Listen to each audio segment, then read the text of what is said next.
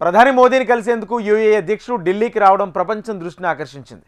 కేవలం 2 గంటల భేటీ కోసం నహ్యాన్ రావడం, ప్రధాని మోడీ స్వయంగా ఎదురేగి స్వాగతం పలకడం చూస్తుంటే దీని వెనుక పెద్ద కారణమే ఉందని చెప్పుకోవచ్చు. ఈ సందర్భంగా భారత్ యూఏఈల మధ్య భారీ వ్యూహాత్మక రక్షణ, వ్యాపార ఒప్పందం కుదిరింది. 2 దేశాల మధ్య 2032 నాటికి $200 బిలియన్ వాణిజ్యం లక్ష్యంగా ముందుకు సాగాలని నిర్ణయించారు. దీంతో పాటు LNG ఒప్పందం కుదుర్చుకున్నారు. పాక్, సౌదీల మధ్య రక్షణ బంధం నేపథ్యంలో యూఏఈతో భారత్ రక్షణ ఒప్పందానికి ప్రాధాన్యత ఏర్పడింది. పశ్చిమాసియాలో ఒకవైపు ఇరాన్, అమెరికా మధ్య ఘర్షణ, సౌదీ, యూఏఈల మధ్య ఉద్రిక్తతలు, గాజాలో అనిశ్చిత పరిస్థితులు కొనసాగుతుంటే మరోవైపు ఢిల్లీలో చోటు చేసుకున్న కీలక పరిణామం ప్రపంచ దృష్టిని ప్రత్యేకంగా ఆకర్షించింది. యునైటెడ్ అరబ్ ఎమిరేట్స్ అధ్యక్షుడు Sheikh Mohammed bin Zayed Al Nahyan కేవలం 2 గంటల పర్యటన కోసం 4 గంటల పాటు ప్రయాణించి మరీ కుటుంబ సమేతంగా భారత్కి వచ్చారు. ఆయన్ని ఆహ్వానించేందుకు ప్రధాని నరేంద్ర మోడీ ప్రోటోకాల్ని కూడా పక్కనబెట్టి మరీ విమానాశ్రయానికి వచ్చారు. యూఏఈ అధ్యక్షుడిని ఆలింగనం చేసుకుని సాదరంగా స్వాగతం పలికారు. అనంతరం ప్రధాని అధికార నివాసానికి మోడీ, నహ్యాన్ ఒకే కారులో వెళ్లటం భారత్, యూఏఈల మధ్య బలపడుతున్న బంధానికి అద్దం పట్టింది.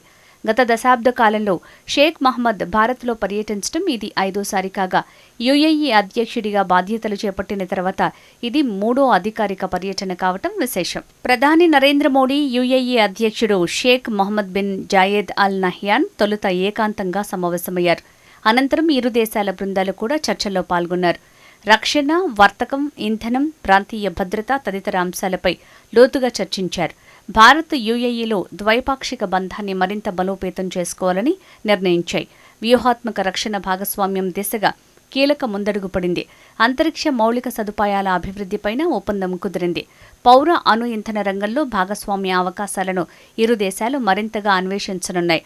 దీర్ఘకాలిక ప్రాతిపదికన భారత్కు యూఏఈ ఏటా 5 లక్షల టన్నుల LNG సరఫరా చేసేలా కూడా ఒప్పందం కుదిరింది. వీటి విధి విధానాలకు సంబంధించిన లెటర్స్ ఆఫ్ ఇంటెంట్ పై సంతకాలు జరిగాయి. ఇరు దేశాల నాయకులు, అధికారుల మధ్య జరిగిన చర్చల వివరాల్ని విదేశాంగ శాఖ కార్యదర్శి విక్రమ్ మిస్ట్రీ మీడియాకు వెల్లడించారు.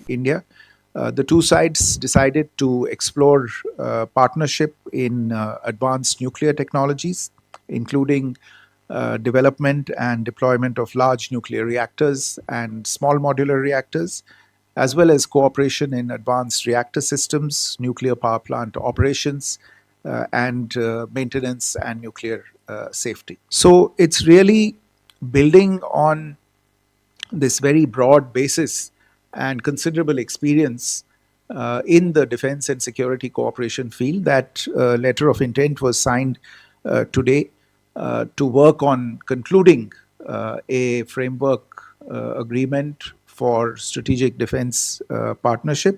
సీమాంతర ఉగ్రవాదాన్ని వారు ముక్త కంఠంతో ఖండించారు. వాటికి ప్రోత్సాహం, ఆర్థిక మద్దతు ఇచ్చేవారిని కూడా శిక్షించాల్సిందేనని పునరుద్ఘాటించారు.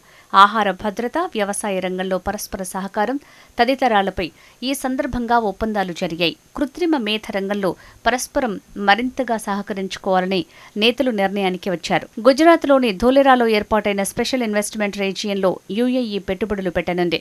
ఇరు దేశాల నడుమ ఇప్పటికే కీలకమైన ఒప్పందాలెన్నో కుదిరాయి. సమగ్ర ఆర్థిక భాగస్వామ్య ఒప్పందం, స్థానిక కరెన్సీల్లోనే చెల్లింపుల వ్యవస్థ, ద్వైపాక్షిక పెట్టుబడుల ఒప్పందం వంటివి వాటిలో ఉన్నాయి.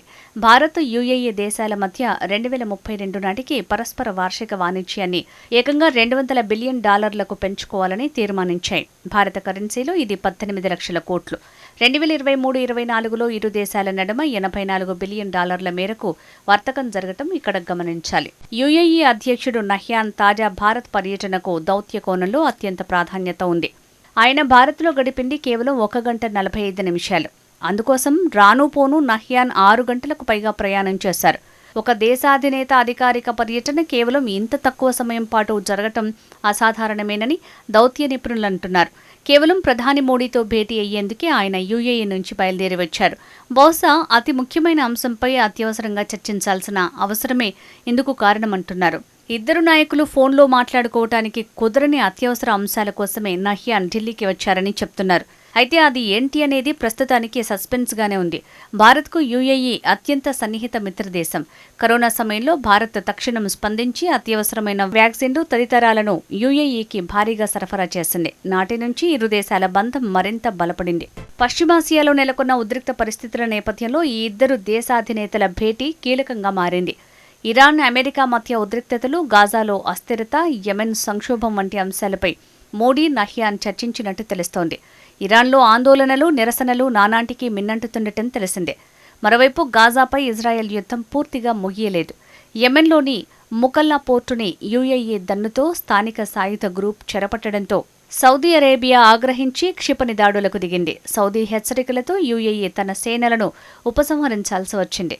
పాక్, సౌదీల మధ్య రక్షణ బంధం కుదిరిన నేపథ్యంలో యుఏఈతో భారత్ రక్షణ ఒప్పందం కుదుర్చుకోవటం గమనార్హం.